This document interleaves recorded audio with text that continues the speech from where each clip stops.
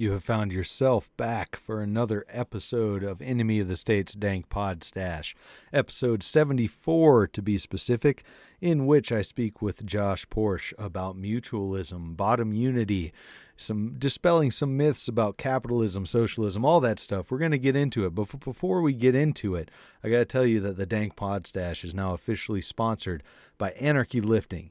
It's time to get Boogaloo ready and in fighting shape. Greg Papanicholas is going to get you there with personalized meal plans, training, group support, and tons of amazing fitness and motivational resources and knowledge, including the Project Sparta Facebook group. You can go to anarchyliftingcoach.com and learn more about Greg's work. When you're ready to get signed up and get fit, go to gregpapanicholas.clickfunnels.com/opt-in and get started on your path to health. And you don't have to worry about trying to figure out how to spell that because the links are in the description to the show no matter where you're listening or watching. I'm in Project Sparta now. I'm getting the gains. I'm feeling good. Up in the cardio, all that. Down some fat weight and up some muscle weight already. Don't be that guy that sits around and talks about change, whether it's your health or even the Boogaloo. Get up, start learning, drilling, and training. One of the most important parts of prepping, no matter what for, is your physical health. Get to anarchyliftingcoach.com now and get after it. We also have a special offer for listeners from friend of the show, author, and content creator Shane Radliff of Liberty Under Attack Publications. Take 10% off your order at libertyunderattack.com by using coupon code DANK10. They have books focusing on self-liberation, freedom strategies, solutions, and more. Current books include #Agora, Second Realm Book on Strategy, Ben Stone's Sedition, Subversion, and Sabotage, and Shane's very own Vanu, A Strategy for Self-Liberation. They also offer assistance to new authors throughout the publishing process, including editing, proofreading, formatting for Kindle and paperback, and full-service audiobook productions. That's Liberty Under Attack Publications. Share your story, find your freedom. Also want to give a shout-out to Bad Moon Hemp. Check out badmoonhemp.wordpress.com. It's your one-stop shop for all your handmade hemp needs. I use their beard oil and beard balm. It's wonderful. There's other hemp-related products for the whole family. Check it out, badmoonhemp.wordpress.com. And now enjoy episode 74 of Enemy of the State's Dank Pod-Stash with my good friend Josh Porche.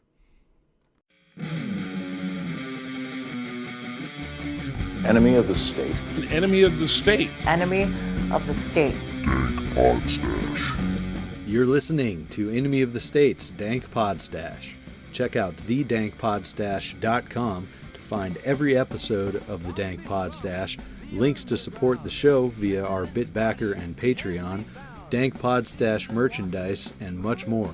If you'd like to advertise on the Dank Pod-Stash, email us at dankpodstash@gmail.com. Zombie presidents! What anarchy! Zombie presidents!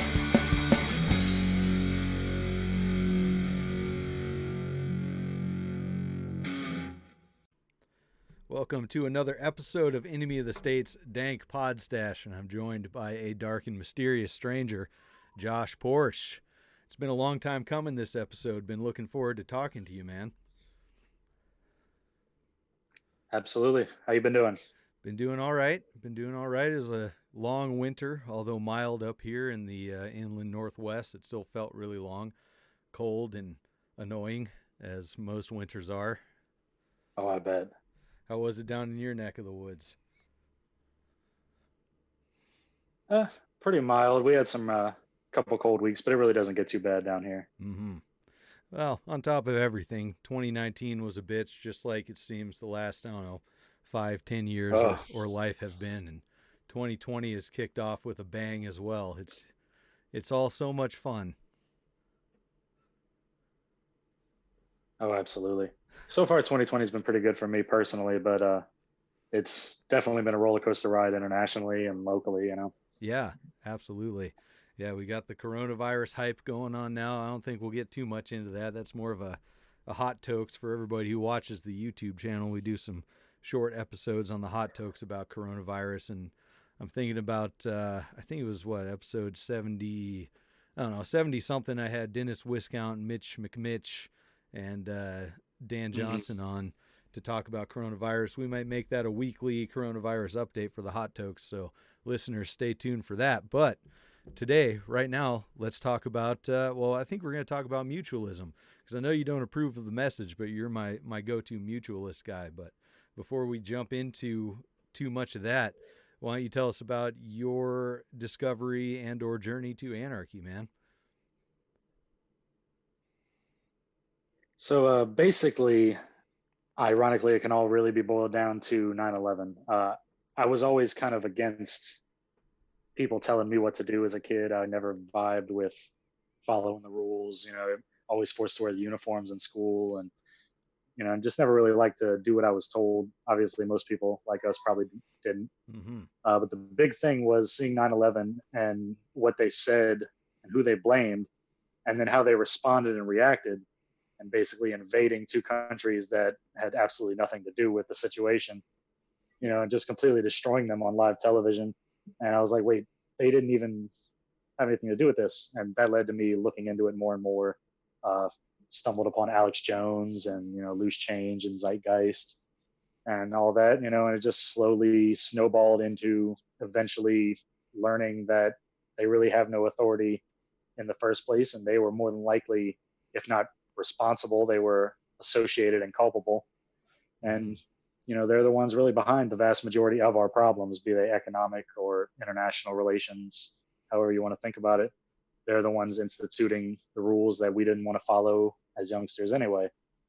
And that pretty much was my main path, just watching the international disaster that was post 9/11 world relations, and how authoritarian our government became step by step, and just taking any little inch they could and turning it into a mile. And that was basically it. Fucking A, that kicked it off. Did you start out like with the, I guess, I hate saying it, but the left libertarian, left anarchist philosophy, or did you start out with ANCAP, Ron Paul Revolution, any of that stuff? Because it sounds like you were pre-Ron Paul Revolution. Yeah, I mean, I was a kid when 9/11 happened. Like, I was literally not even 11 in September of that year. I didn't really come into economics until about 5 or 6 years ago. So I didn't even know I was an anarchist at the time. I just knew that I didn't trust authority. I knew that there was nothing legitimate about it, that they could not prove that they deserve to be where they are or have any right to tell us what to do. And I just kind of organically came from that anti-authoritarian feeling. There was just something deep in me from childhood. And once I saw that, it just really kicked it off in full gear. And I didn't even know the word anarchism in that sense, probably until about 8 years ago. And that's when I really started to connect the dots. Like, I'd always seen it in movies. And that's one thing I wanted to talk to you about, is the way it's portrayed in movies and video games and music. Is they've twisted the ideas of anarchy to be that chaos, that violence, that, insanity. And I had never known the idea of anarchism as a peaceful, I don't consent to your system. I'd never thought about it in that regard. So I guess I really started claiming the moniker of anarchist, like I said, sometime between 7 and 8 years ago. And I was just a black flag. And I eventually, I guess, found my way over to leftist through our friend John Neeson. Yeah, well, Jack Neeson, as he goes by on here. So Sure. Yeah. So, and that's, I guess now that's kind of become the path less traveled, is the left anarchist path, at least along the lines of the interwebs. It seems like most people I come across are ANCAPs, Rothbardians, libertarian party or anarchists, that kind of thing. And I know you have some friends within the party. You've been trying to get one of them to come on this show, and I'm still thinking about that. But what made that, I guess, split for you? Because you're pretty vocal about your mutualist leanings over capitalist leanings. Well, I've always had an issue with capitalism, basically because I saw the reality of history. that the capitalists are the ones running this government. They're the ones who started this government and maintain the government for their own personal gain. Poor people do not institute governments. Never have, they never will. It's not something that's a reality. The rich, the money class, they're the ones with the power, you know, and it's not about the money for them. It's about the power that that money brings. So I've just always kind of leaned left without really knowing I did. I never liked the Democrats, but I always liked them more than the Republicans. I guess part of that is because I live in the Deep South and everybody around me is like hardcore Republican and, you know, fuck Democrats, fuck commies, you know. Right. So I rebelled against that and kind of leaned more towards the Dems, but I never vibed with them. They were never, you could see right through it. It's obviously a corporate facade. There's no actual care for the people there. It's all talking points. Right. It's interesting. Okay. So and I agree that, you know, the poor don't form governments.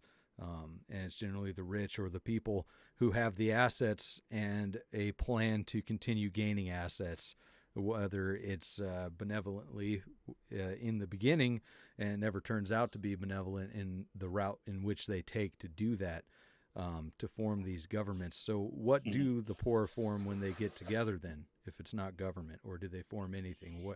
What do you see happening there?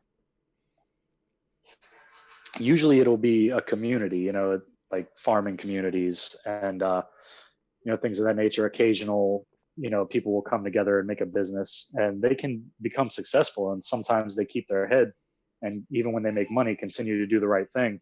But sometimes that money goes to their head and they start thinking selfishly and they forget their roots. They forget that the people that worked with them in the ditches and built the buildings with them are the ones who helped them come to power and come to their wealth. And they just forget all that and they leave them behind and they just focus on them and their children, which it's fine to focus on your family. Make sure your kids are good, but don't forget a man is not an island. You are, whether you like it or not, for better or worse, you are connected to the people around you. You're influenced by the people around you. And those people play a massive role in your wealth accumulation and your quality of life. And I think the big thing is remembering where you come from, especially because the whole point of anarchy, socialism, you know, as far as libertarian socialism, is reliance on yourself and bettering yourself and your community. It's not about taking from your neighbors. It's about bettering your neighbors. That's the entire point, because the more people you have around you that are in a better place, the better off you will be. I can get behind that. It seems like it comes down to ethics quite often. That's been my biggest gripe with internet ANCAPs and these debates between socialists and capitalists and whatnot, is that it's very two-dimensional. It's very, you know, either this side is right or this side is right. And the ANCAP side seems to rely heavily on their logic, at least what they put forward as logic. I don't agree with all of it. I do tend to lean right according to the online quizzes, as far as capitalism, right, you know, as far as that stands in the political compass. And I think that the socialists tend to think more with their heart, with, you know, the good of the community in mind. So as far as the feelings with capitalism, do you distinguish between what people would call, I guess, our system now, the ANCAPs would say it's crony capitalism, corporatism, whatever, versus free market capitalism? Is there, you know, do you distinguish in that? Is there a difference in your mind?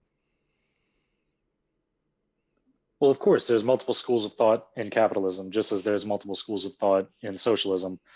You know, I can of course name a lot more with socialism because I'm a little more familiar with the varying forms. But as far as capitalism goes, I've mostly focused on what we've had in real history, which is corporatism, cronyism, you know, government basically commingling with the capitalists. And it's really one entity throughout at least the American history. In other countries, things are slightly different. It varies.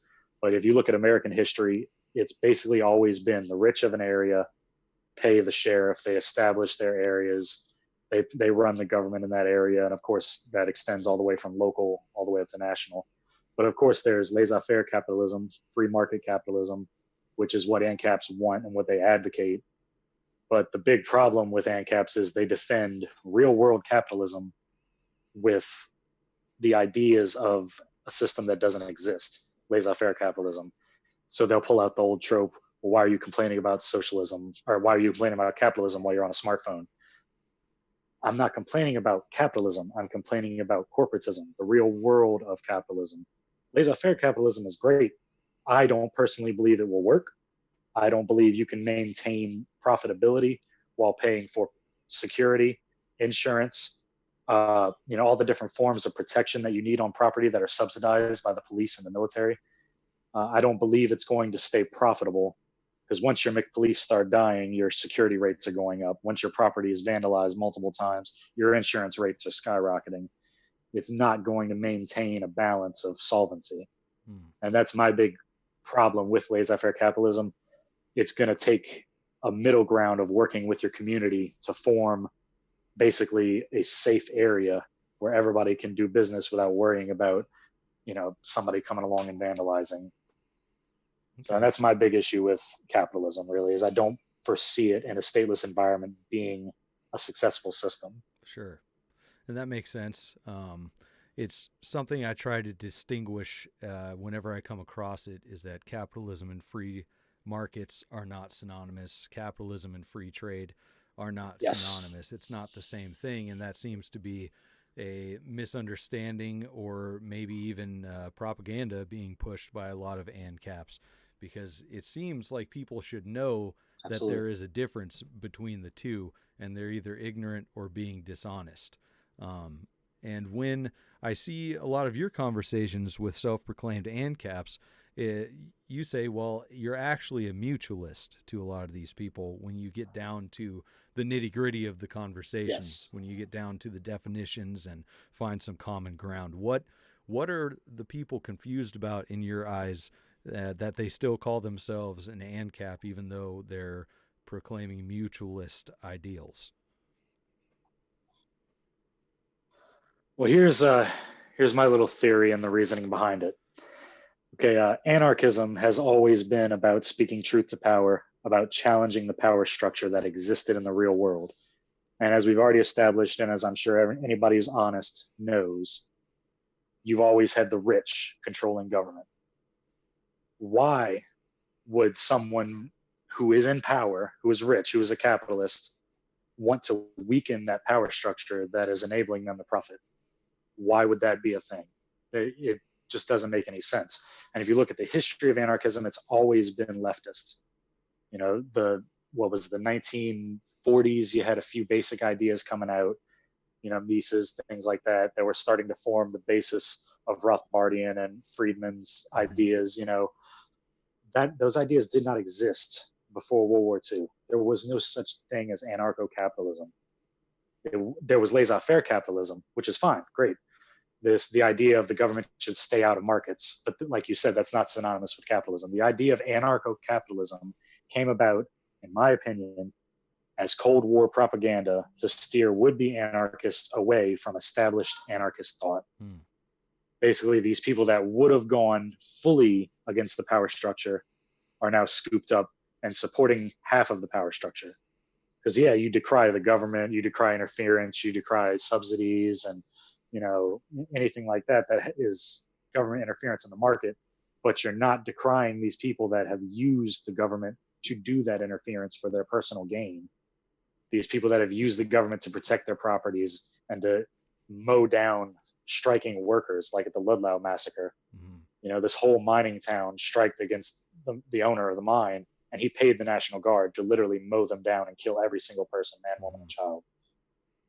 This is the history of capitalism in the real world. So if you look at the reality of what anarchism has been in history, and you look at what anarcho-capitalism claims, it's all fine and well to try to say you're a voluntarist and you want a free market, but the idea of fusing anarchism and capitalism just doesn't make sense. So if you break that down and really think about that, what you're really talking about more than likely is a small business, usually in a place where the guy who owns it is right there working along with his employees. And odds are, to keep those employees, he's going to have to pay them pretty well, especially to keep good ones. And he wants to keep people around that he doesn't have to retrain. He doesn't want new people that are going to steal from him. He doesn't have the police he can call. There's so many reasons why you would want to be fair with your workers. And the reality of that is, the more you do that, the more you weaken the capitalist structure in a business, and you lean towards the co-op. And I think if people would just honestly look at their beliefs and really think about, in a stateless environment of having to protect everything they have, having to protect their private property, their homes, their businesses, they would realize the best thing to do is to take care of the people that are needed most, which is your employees and, of course, your customers. So the big distinction, I believe, the reason people think they're capitalists is because they've been fed this propaganda. Like I was saying, this is my little theory, that stemmed from the Cold War, the government being afraid of socialism and anarchism taking rise. So they pumped everything they could into finding, they sent the FBI to kill people that were socialists. CIA took care of anybody abroad, but they also hid it from the academic side. And they paid these shills to go out and spread this idea of anarcho-capitalism, that you can get rich and do as much as you want by yourself without worrying about the people around you. Interesting. Okay, so as back to what you were saying about starting a business and treating your employees properly, and then it making the most sense to have the co-op model. Do you see anything wrong with a business owner making more of the money, taking home more of the money in that scenario that you laid out than his workers? Well, I would hope that in a co-op there is no owner and employee; they're all partners. That's what the hope is. I'm saying short of a co-op. I mean, I can see. Right. Well, short of a co-op. Okay. Mm-hmm. Yeah, I can see if a guy came from nothing, a guy labored, built his business with his own hands, and he continues to work, continues to build that business, and he doesn't just pawn it off to his employees and sit back and collect a check. I could see him taking his share as the owner who runs the office side, takes care of logistics. There's value in all that, in being the owner operator and taking care of the logistics, signing checks, making sure you've got the right people. Management is worth a wage. Mm-hmm. So if he's doing that and he's also laboring, of course he should make more money. He's doing more jobs. He's producing more. And that's what it all comes down to, is what you actually produce with your labor. Managerial labor is still labor. Distributive labor is still labor. All these things, it's still a form of labor, and it is worth a wage, but it's not worth 300 times an employee's wage. Sure. So one of the more popular arguments is that the CEOs and whoever and whatnot who are making these exorbitant amounts of money running these companies have put in more risk and therefore deserve more reward.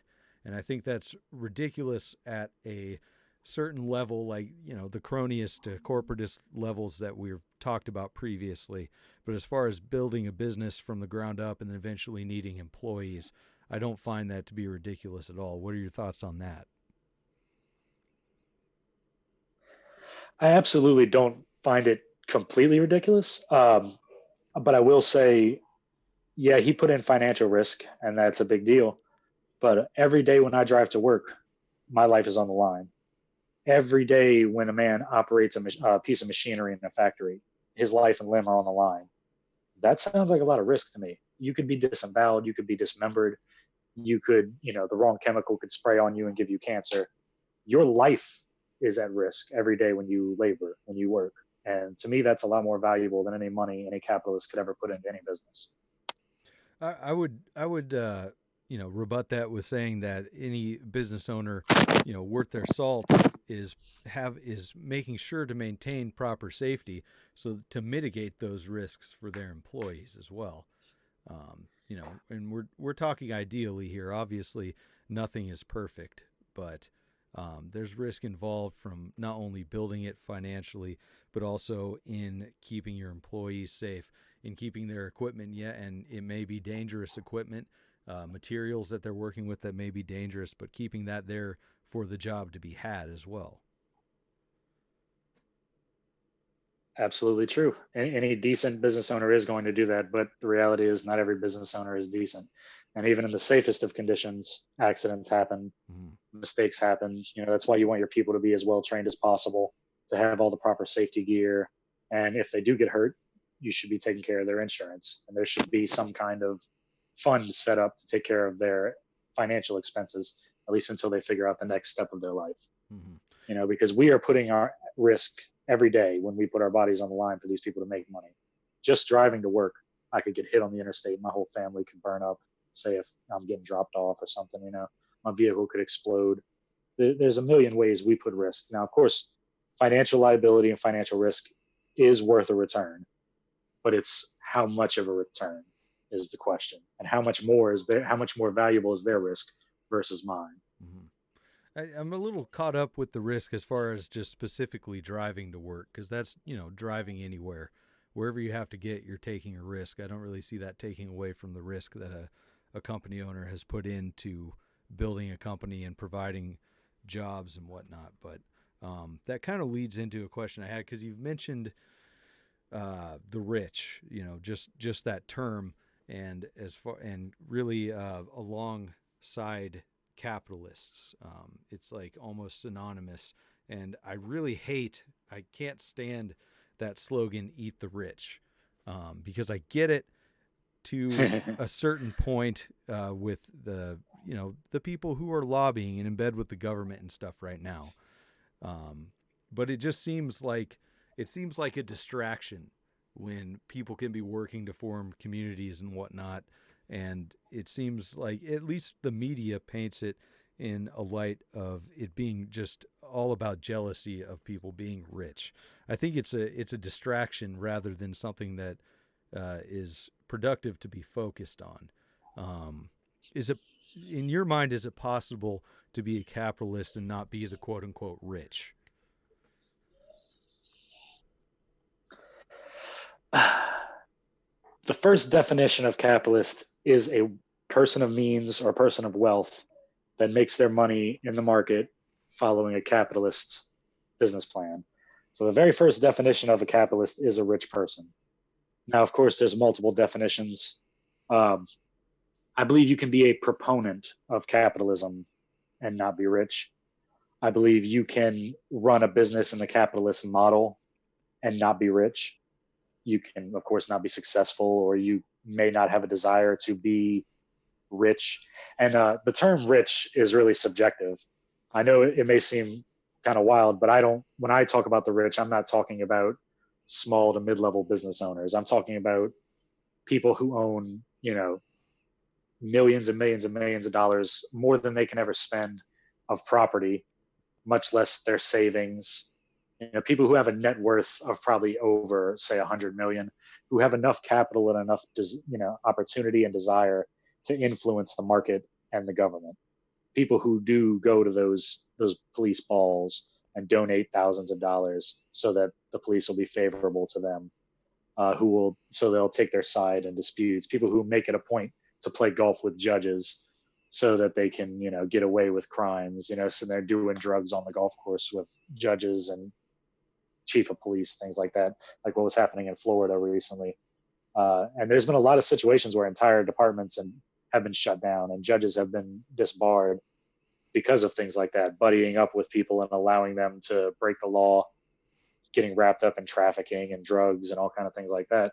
So sometimes the government does do the right thing, but I feel in those cases, it's usually that person didn't play ball with the right person. So they went ahead and outed them, more so than it is ever the government doing really the right thing.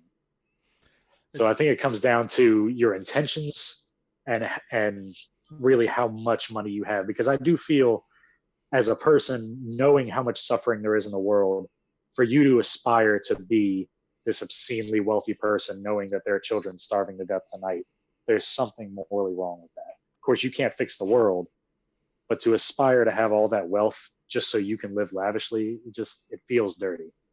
Well, and it seems like a more appropriate moniker would be, eat the corrupt, eat the wrongly powerful. Yes. Because being rich isn't a qualifier. Well, everyone's wrongly powerful. And being rich isn't necessarily a qualifier, a necessary thing for being corrupt. You can be rich and be a good person. So I don't know. Absolutely. It seems like it's misdirected and the energy could be better spent, rather than saying eat the rich, to focus on that kind of stuff, focus on, the wrongful power and the corrupt and whatnot. The biggest problem I see with it is the subjective definitions of a lot of stuff. And it's Yes. probably the most, I guess, common one you see is stuff like Nazi. Everyone's called a fucking Nazi, and hardly anyone who's called a Nazi is actually a Nazi. And I think that goes along with capitalists, and the rich, eat the rich, that kind of stuff. It seems like a lot of these terms are being thrown around when people are angry at somebody, jealous of somebody, or even just because it's something that they know that is a label that's familiar to them to throw at somebody, versus what the actual truth of the situation is, which would make a bigger impact. Definitely. I think calling people Nazis and fascists all the time is a little excessive, but it gets the point across. It's theater. It's over the top on purpose to get that reaction and to make you seem worse than you really are. I mean, and it also is a lot quicker to say Nazi or fash than authoritarian. So I can kind of see why people end up going with that. But I don't think it's a good idea to throw it around all the time. There are legitimate Nazis, and they should definitely be dealt with. Like that guy, there's many GIFs and videos of that guy with the swastika patch on his arm, trying to talk to the black guy, trying to say stuff, and he's like, okay. And then the black guy just decks him in his face. And I applaud that every time I see it. It's beautiful. People, legitimate Nazis, legitimately spreading fascism, need to be dealt with. And I don't think everybody should be lumped in with that. I agree. In my punk rock band days, I can never remember what I have and have not brought up on the show, but there's actual Nazis who have actual, Nazi and white power bands in the scene, and they get dealt with accordingly, oftentimes with violence.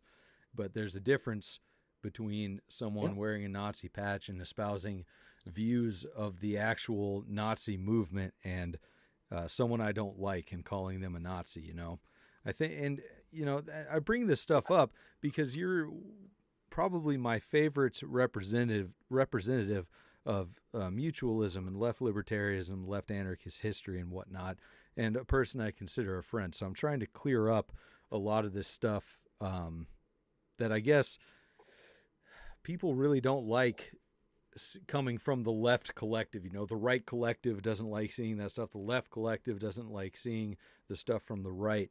It's cheapening what the true ideas, the good stuff we're trying to get out there. It's cheapening the actual good philosophy. Absolutely. First of all, I appreciate that. Thank you very much. And it's definitely the other way around. I count you as a friend and one of the most consistent anarchists I know, no question. Thanks, man. I definitely think people have forgotten the whole point of the debates between anarchists was to sharpen our teeth. So when it was time to argue with the statists, we were more prepared. I think that has been forgotten. This is all supposed to be, not really us against them to create that false dichotomy or anything, but this is the people who believe in individual power against the people that believe that is irrelevant, that the government or some other authority can tell you how to live.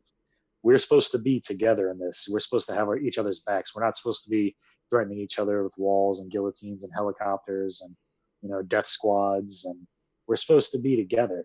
And I think that's the reason I've been trying to get my friend Michael Heiss on your show. And I want you to get Mike Shipley on here as well. That's the Libertarian Socialist Caucus, which is Mike Shipley, and the Libertarian Mises Caucus, which is Michael Heiss is the founder. And, me and him kind of drunkenly on my end, came up with the idea for doing that. Of course, he's the one who ran with it because he is the LP guy. He's the one who wants to take the political action. I was just kind of his friend, just being a sounding board, talking to him. And he has made amazing stuff happen with that caucus. They're called Nazis and fascists, and, they're hated on by all the socialists, but they got behind Maj Toure, Black Guns Matter, and ran him for a city council seat, I believe, in Philadelphia. And, they're behind this guy who's trying to spread minority awareness of their rights and trying to help these people out and come over more towards a libertarian path. But they're called Nazis. They're called the fascists of the Libertarian Party because they're hardcore capitalists. And I think it's a little ridiculous. I also hate how much they hate on the socialists. I was banned from their group by a guy, Sterling Reese, who I'm now loosely friends with. We're patching things up. Sterling. Mm-hmm. We're starting to kind of bridge that divide. I've been trying to do that more and more with people that I've had issues with in the past, trying to go back and mend those ties because, we need to have each other's back. Mm-hmm. That the whole thing Mike Shipley preaches is bottom unity, which of course sounds gay, but it's true. We need to be together. We need to have each other because, if we don't have each other, nobody's going to have our backs. We're going to be alone in a sea of statists. Mm-hmm. And that's not a good place to be for somebody who believes in individual autonomy. Mike was actually supposed to come on today, and it didn't end up panning out, so we rescheduled for April. But he's a busy guy. I've been on a live stream with him and Jack Neeson and was it Taganda before. Interesting people to talk to. I'm kind of opening the show up to some of these libertarian people, and to be honest, I do plan to grill them because my feelings on the Libertarian Party. I don't give a fuck what caucus it is and what any of that is. It's statism in my mind. The only good thing that I can see coming out of it is a place for statists to land on their way to anarchy. And it's kind of a double-edged sword. Exactly. Because there's a lot of them that stick there because there's a lot of assholes who say, if we just run a serious candidate and we start winning fucking elections and stuff like that. And to your point of the Mises Caucus being called Nazis or fascists and whatever, not all of them are. Some of them are complete douchebags who support a lot of racist things and more authoritarian things, and have somehow landed in that part of the Libertarian Party. It's a mixed bag. I haven't seen a whole lot. I've seen some criticism of Michael Heist, but I've had interactions with him before, and I've not judged. It seems okay, and I do hold a lot of value in that you vouch for him. So I am interested in talking with him. I'm a little I guess skittish with all this stuff with Dave Smith, the comedian, and his I don't know, what is it, being a Christopher Cantwell, alt-right apologist from stuff, but it seems like that was from 2017 and whatnot. But I don't like what some of the crowd from the Mises Caucus is allowing and attracting. They're really not helping the image of the ANCAP to alt-right pipeline, or the Mises Caucus to alt-right pipeline. They're not helping dispel that very much. Right. Yeah, I cannot and will not vouch for the entire Mises Caucus. They are making some great things happen. I unequivocally vouch for Mike Heist. He is my guy. He is one of the most consistent anarchists I know, no question. This is a guy that grew up playing basketball in Philadelphia and emceeing in nightclubs and stuff and interviewing musicians. And, he's a great guy. And he has no racial reservations about anybody. I will stand by him anytime. If I was to vote for somebody, he'd be one of the type of people I would if, I could ever bring myself to do something like that. Do it. No question. I vouch for Mike. Yeah. I forgot to change my name on here before the show, but usually it's NonVotingNick. Everybody knows that by now. It's useless. It's a waste of time at best. But let me pick your brain on a couple more things, on some pushback from my light support of mutualism when I've been talking with friends. One of the things that gets brought up the most is the property issue. ANCAP's 100% private property, right? And they have a real problem with the idea of personal property. It's a really cloudy argument between the two, because I don't think private property and personal property are that much different. It's a lot of irrelevant, what's the hell's the word I'm looking for? Distinctions. I don't know. But one of the things one of my friends brought up, he's like, Proudhon, one of the fathers of mutualism, says that private property is theft.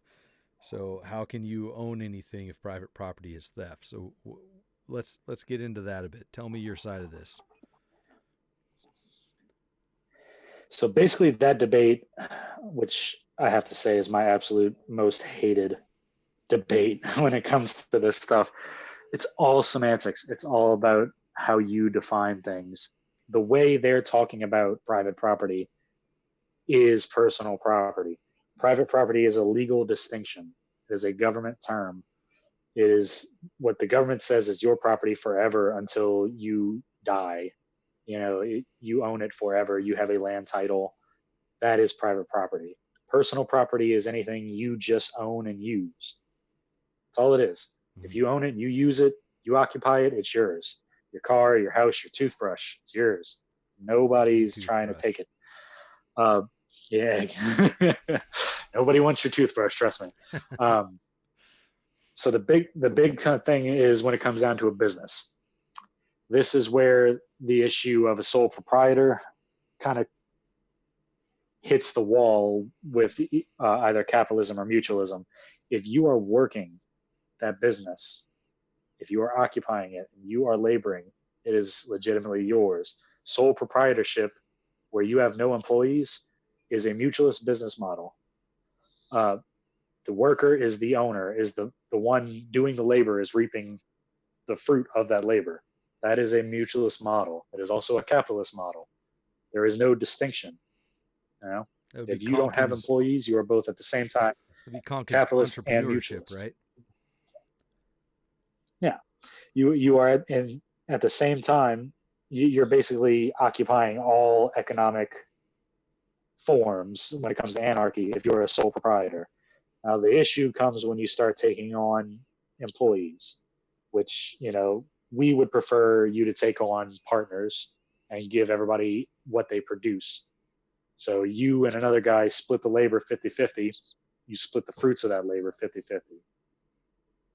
And that's where the distinction comes in between those two. But private property itself is a legal distinction. Without the state, private property would not exist. It would all be personal. So it's just a semantics issue then that people run into. Yes, and it makes me want to blow my brains out. Yeah, both sides start screeching when private or personal is brought up. Yeah. And that's the thing. Can we just call it property? Yeah, I wish. That's the thing is that we have all these triggering keywords, I guess, that people are programmed to start screeching over when they come up instead of having a rational conversation and being like, oh, okay, well, this is the difference between this and this. Back to taking on employees with a business. Yeah, I could see that would work if there wasn't any administrative side or upkeep and whatnot. I mean, like one of the trades that I'm intimately familiar with is irrigation, all aspects of installation, repair, all that kind of stuff with irrigation. And if I were to start an irrigation business, and I would have to take on employees to make it more efficient, they'd be there for the 8 hours a day that we were working, installing, repairing, and optimizing people's systems. But the other 6 hours of the day when I'm doing maintenance and bookkeeping and all that stuff, they wouldn't be there. And so I guess the mutualist model would be that they would reap, what they put in for the 8 hours, whereas I would get the 14 hours of the day that I'm putting in. So why is there such a capitalist problem with that idea? But at the same time, you could train them up to do the administrative side and you could split that labor. Mm-hmm. There's no reason why you have to do that by yourself. Divide the labor, divide the profits. That's, assuming that they would want to do that. Right. Which is totally fine. And that's the whole point of all this. It's all voluntary. I don't care if you and some people want to run a capitalist model. That has nothing to do with me. Mm-hmm. If y'all want to do that, that's totally fine. That's between y'all. Once the state is gone, there are options. In this world, there really aren't many options. You have to play the game by the rules that they have designed. You're forced to live under the conditions that they have set up, and they is the moneyed class via the state. This whole system is set up for their benefit. So I'm kind of running low on battery here, and this app is draining my battery a little more than I thought it would. I'm even plugged up to a charger. But to narrow it down real quick, the whole point of mutualism, the core point, is to remove the monopolies that have been set up for the benefit of the moneyed class. They use the state to create, first of all, money monopoly, which means the state only allows certain people to issue capital. And of course, this creates a huge problem because, people can't homestead, so they have to buy it via the capitalist market, which means they're going to need a loan. And the capitalists control the banks that are allowed to issue the loans. So people can't just open a mutualist bank that issues money at a not-for-profit system. Right. They don't allow it in this system. And that's the number one issue. So you've got productive labor, which is what general workers do. You've got distributive labor, which is what the businesses or the merchants do. And then you've got the production of capital, which involves labor. Running a bank, just like any other business, involves labor. And they have a monopoly on that aspect. So that they don't have to face the competition we all have to face when we're looking for a job. They don't have to face the competition we all face when we open a business. They're safe. So they have a monopoly. That's the number one monopoly mutualism aims to destroy. The second would be the land monopoly, which is removing private property because it's a legal distinction. So if you remove that legal distinction, people have to defend and occupy their property themselves. They can't just call the police to kick out a squatter. They have to deal with it themselves. And once people are faced with having to deal with the property issues themselves and the disputes themselves, and they're not protected by everybody, the vast majority of the issues will go away. Of course, some land is superior, either by location or by quality of soil, which you had John Locke on here talking about soil.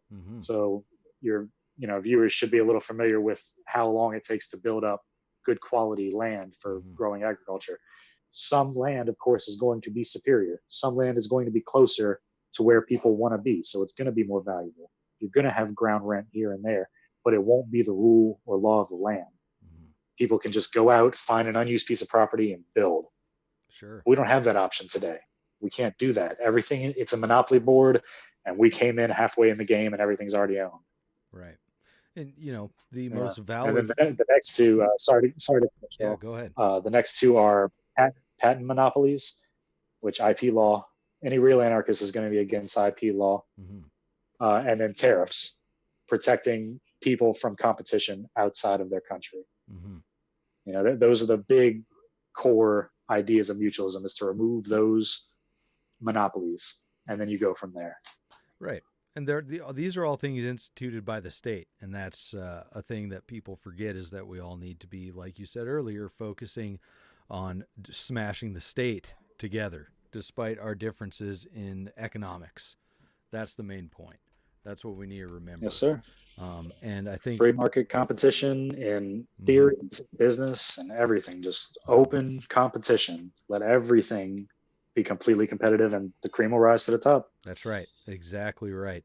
And one very important thing with the idea of co-ops and mutual responsibility in business that I learned from the, quote unquote left libertarians, is that education of the worker is paramount. Because like we were talking about, having someone split the administrative part as well as the labor part with me. What's that?